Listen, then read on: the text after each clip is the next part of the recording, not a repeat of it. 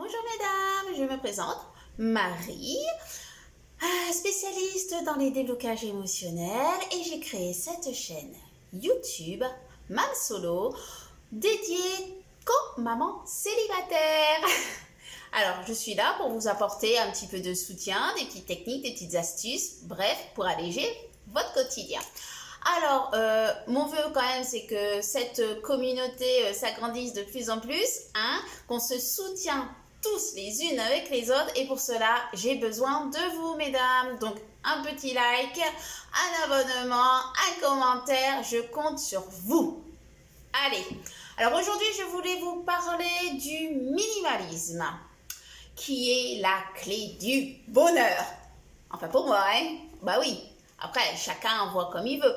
Mais sincèrement, le minimalisme que j'applique depuis quelques années maintenant me rapporte une joie immense. Immense parce que ça m'a allégé mon planning, ça m'a allégé également mes finances. Bref, et ça m'a procuré en contrepartie du temps pour moi, de l'argent finalement pour moi ou pour mes enfants, hein, bien sûr, mais ça m'a apporté que des bénéfices pour l'instant. Alors, quand je parle de minimalisme, il faut savoir quand même que par exemple, il me semble ce qui a été un petit peu le déclencheur, c'était une des vidéos de Fumio. Alors attendez, Fumio Sasaki. En fait, c'était un monsieur qui avait une maison, mais vraiment blindée de tout et de n'importe quoi. Et en fait, il a fait une vidéo où il a montré comment il a tout désencombré. Et ça a fait des émules en fait dans le monde. Et au fur et à mesure, le phénomène minimalisme a commencé à prendre de plus en plus d'ampleur. Et maintenant, quand on parle de minimalisme, on pense pas forcément à lui, on va plutôt penser directement à la méthode KonMari. Bon, je suppose que vous avez déjà entendu la méthode KonMari, système du pliage, système du tri, du désencombrement. Alors, minimalisme. Il faut se dire d'abord, si ça vous a tenté, c'est qu'il y a quelque chose en vous, chez vous, qui ne vous plaît plus trop. Après, surtout, n'allez pas dans tous les sites qui parlent du minimalisme, parce qu'il y a des fois du minimalisme vraiment extrême où parfois même les gens ils n'ont même plus de meubles. Et oui, c'est une nouvelle forme de minimalisme, mais vraiment à l'extrême, où vraiment les gens se détachent de tout. Ils font même des visites guidées de chez eux, des super beaux logements totalement vides, avec aucun meuble, un ou deux tapis, deux, trois assiettes et c'est tout. Alors moi, j'en suis pas à ce stade, hein, vous avez vu, bon, j'ai quand même ma petite vaisselle, vous voyez. J'ai quand même aussi des bibelots, par exemple. Bon, j'ai des plantes, mais j'ai quand même quelques bibelots. Ce qu'il faut se dire, en fait, c'est que si on veut se lancer dans cette aventure, premièrement, on s'en fout de l'effet de mode. Si on veut le faire, c'est pour nous. Donc, dans le minimalisme, certains vont vous dire, oui, il faut tout jeter, il ne faut avoir que 15 objets chez soi. Non, non.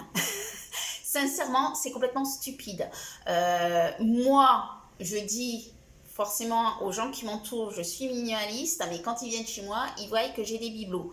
Mais je leur explique, je fais les objets que j'ai en décoration chez moi, ce sont des objets vraiment qui me procurent du plaisir. C'est-à-dire que quand je les vois, je les trouve beaux. Et quand je fais un peu les poussières et tout, ça me procure un certain plaisir de l'illustrer en fait. C'est bizarre à dire, hein, mais voilà. En fait, ceux que j'ai en objets décoratifs, ils sont très peu nombreux, quoi. Je dois en avoir 5-6 objets décoratifs, mais ils me tiennent à cœur. Ils me tiennent à cœur, mais en même temps, j'ai appris à me détacher complètement de tout ce qui est matériel. C'est-à-dire que auparavant, j'avais énormément de babioles en tout genre. Dès qu'un enfant me cassait quelque chose, parce que je pense que je ne dois pas être la seule dans ce cas-là, des fois, ça me mettait en colère. Et au final, bon, ben, on se met en colère pour un objet. L'enfant se sent frustré. Il se met dans une dans un moment où lui va faire que pleurer parce qu'il aura été disputé. Enfin bref, on en arrive dans un état émotionnel extrême pour un objet. Où est l'intérêt?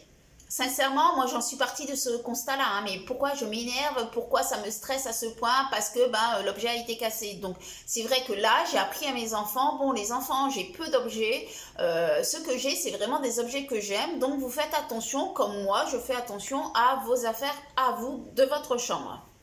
Donc il y a beaucoup moins de casse.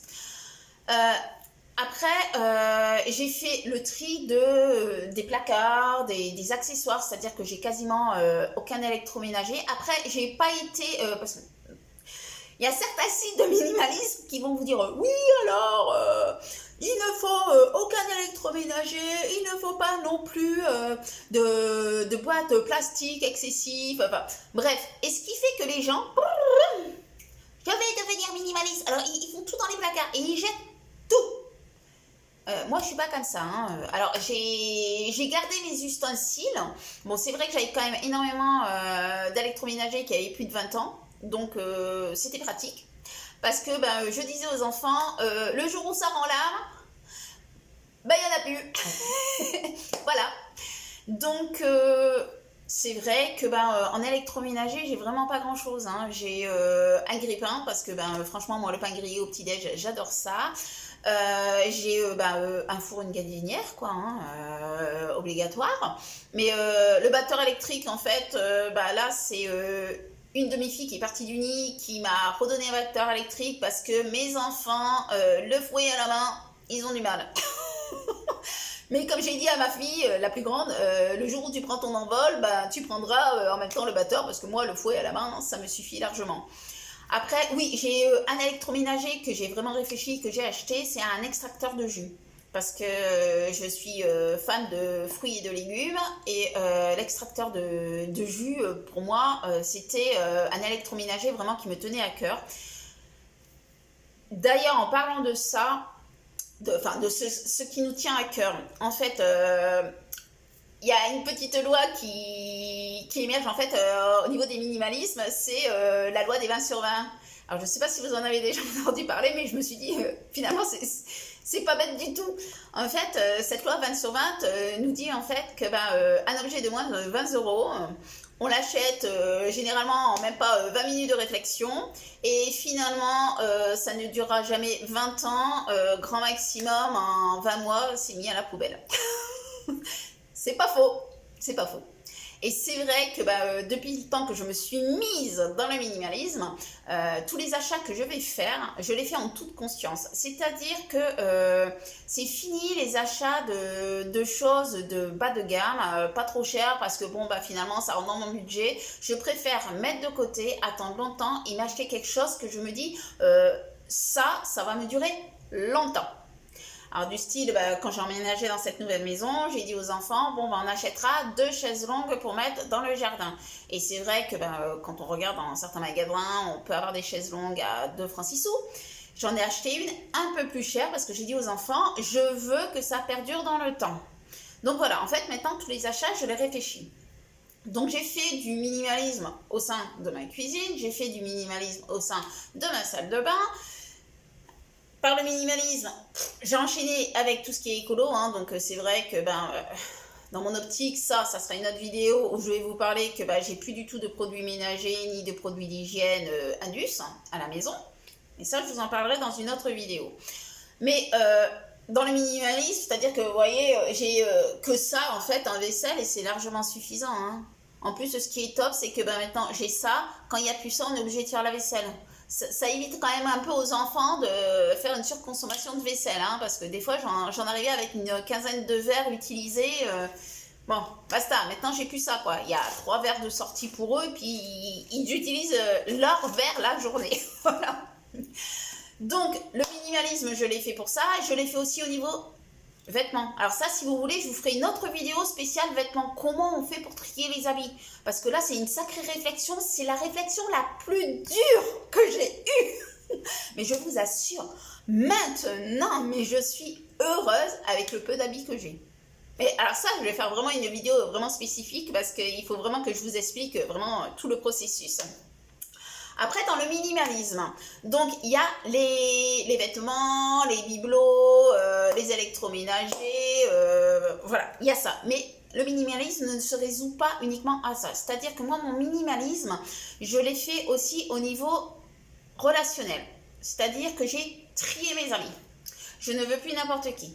Donc je m'en fiche royalement si une personne que je rencontre va dire oh, moi j'ai des centaines et des centaines d'amis. Ah ben moi j'en ai à peine 5. Mais bon, ce sont mes 5 bons amis. Donc vous voyez, le minimalisme c'est ça. Le minimalisme peut être aussi déplacé d'un point de vue digital. C'est-à-dire essayer de faire en sorte d'arrêter tous tous les réseaux, enfin, on est infesté par les mails, etc. Et arrivé à un certain moment, il faut savoir faire le tri. Vous voyez, c'est comme dans vos cartes, vous verrez, de toute façon, quand vous allez être minimaliste, vous avez pu acheter tout n'importe quoi, donc vous aurez plus de cartes d'abonnement en tout genre, cartes de fidélité dans tel ou tel magasin.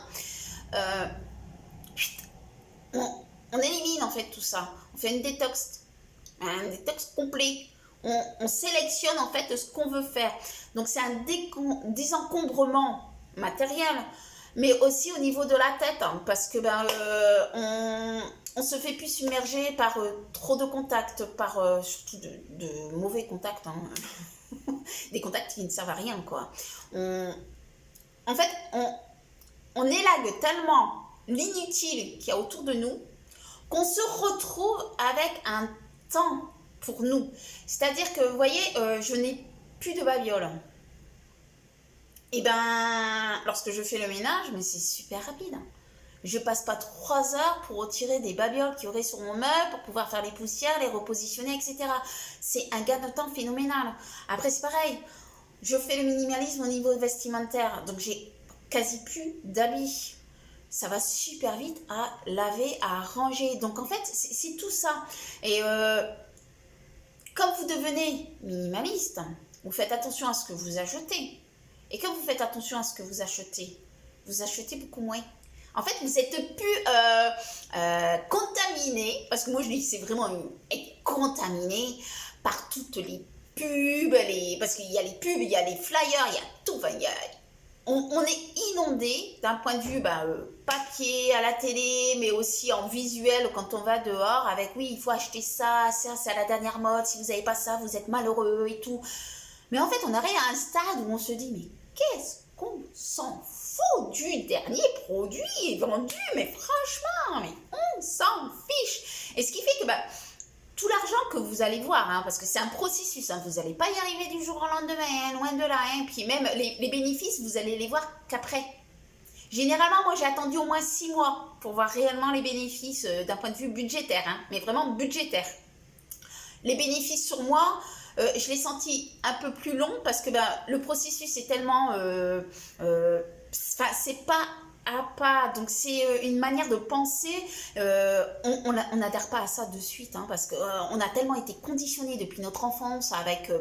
on voit une pub de ça, ça y est, papa, maman va nous l'acheter, que vous savez, au tout début, moi, quand j'allais dans un magasin, c'était « Oh tiens, tiens, je vais acheter ça ». Maintenant, non. Je me dis, déjà c'est assez rare que je fais les boutiques parce que je préfère être dehors en vélo avec mon Socrate et puis maintenant ma petite Osiris, la nouvelle venue. Mais c'est vrai que maintenant quand je vais acheter ou que je vois quelque chose, je me pose toujours la question, est-ce que tu en as vraiment besoin? Est-ce que c'est vraiment utile? Est-ce que tu n'as pas quelque chose à la maison qui peut faire office de ça? Parce que franchement... je veux dire, par exemple, quelqu'un, vous voyez, qui achète le truc là, qu'on met la pomme et puis qu'on tourne et puis que ça l'épluche. Non mais franchement, ça prend de la place dans le placard. Vous avez un couteau ou un économe, c'est pareil quoi. Hein. Ça va plus vite. Hein. Puis des fois, on gagne du temps en plus, hein, parce qu'on n'a pas à sortir tout le matos et à laver tout le matos. Hein. On a juste un économe ou un couteau pointu à nettoyer, quoi. Donc voilà. En fait, c'est tout un processus comme ça qu'il faut que vous essayiez d'adopter, mais en pensant d'abord à vous. Mais vraiment à vous. C'est-à-dire que faites vraiment attention à tout ce que vous allez entendre. C'est-à-dire que là, moi, vous voyez, je vous dis mon point de vue. Alors, par exemple, moi, mon point de vue, d'un point de vue vestimentaire, les chaussures à talons, j'en achète plus. Alors, j'ai ceux que j'ai déjà, mais je n'achète plus de talons parce que je me suis rendu compte que les talons sont pas faits pour moi. Moi, je suis toujours en train de courir, d'aller à droite, à gauche et tout. Un talon, j'ai mal au dos ou aux jambes. Donc, j'ai gardé celles que j'ai parce que je n'aime pas le gaspillage, mais j'en ai pas racheté. Vous, à l'inverse, vous allez peut-être dire, oh, moi, sans talons, non, mais je peux pas. Vous voyez? Donc, il faut d'abord s'écouter, savoir qu'est-ce qu'on a vraiment besoin pour se sentir bien dans sa peau, dans sa vie et dans les activités qu'on va faire tous les jours. D'accord? Donc voilà, c'était ce que je voulais vous expliquer un petit peu parce que c'est vrai que moi, depuis le temps que je suis devenue minimaliste, comme j'ai beaucoup moins de tâches ménagères à faire, j'ai davantage de temps pour moi pour me balader, lire un livre, faire ces vidéos. Mais après, j'ai aussi beaucoup plus de temps à consacrer pour mes enfants.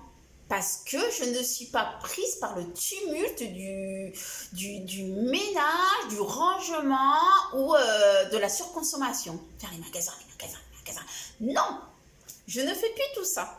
Et d'un point de vue esprit, on se sent libre, libéré de toute contrainte en fait, et surtout complètement détaché de cette société. Moi, depuis un certain temps, j'ai l'impression des fois d'être, je sais pas moi, une petite extraterrestre en train de dire mais qu'est-ce qu'ils font tous ces gens là? Mais c'est quoi? Ils vivent en mode automatisme. Bref, alors voilà un peu, pour moi, sincèrement, le minimalisme, c'est vraiment la clé du bonheur. Et si vous voulez, je ferai d'autres vidéos là-dessus, donc d'un point de vue vestimentaire, mais aussi minimalisme, ça vous fait faire des économies phénoménales. Franchement, essayez une fois et faites au moins, je sais que c'est pas évident, hein, mais essayez de faire une analyse sur 6 mois. Au bout de 6 mois, combien d'argent vous avez économisé en n'ayant pas acheté le dernier magazine, je sais pas moi, le dernier manteau à la mode, enfin voilà, toutes ces petites choses-là. Essayez d'avoir du recul et de voir avec vous-même, est-ce que ça vous a rendu triste finalement de ne pas avoir acheté le dernier truc à la mode, par exemple. D'accord? C'est tout simple, pas évident, mais que si vous faites vraiment cette réflexion-là, vous allez me dire après, ah ouais, non, mais finalement, elle n'avait pas tout à fait tort celle-là, parce que je me suis vraiment éclatée là, j'ai fait un tri phénoménal, ça m'a fait un bien fou. Après, je vous dis pas, hein, ne faites pas de gaspillage, moi je suis contre le gaspillage. Hein. Commencez pas à prendre tout ce qu'il y a dans vos placards et les foutre à la poubelle. Hein. Niet, niet, niet. Hein. Parce que pour ça, je vous expliquerai. Il y a plein de techniques pour se désencombrer, mais faire du bien aux autres. Et là, c'est encore mieux, parce qu'on s'allège et on fait du bien aux autres. Allez, bisous les amis, à bientôt mesdames, et n'oubliez pas, vous likez, d'accord? Un petit pouce bleu. Vous vous abonnez pour avoir les autres vidéos à venir. Et puis, si vous pouvez, vous faites des commentaires. Et quoi qu'il arrive, je ferai de mon mieux pour répondre à tout le monde. Au revoir, mesdames!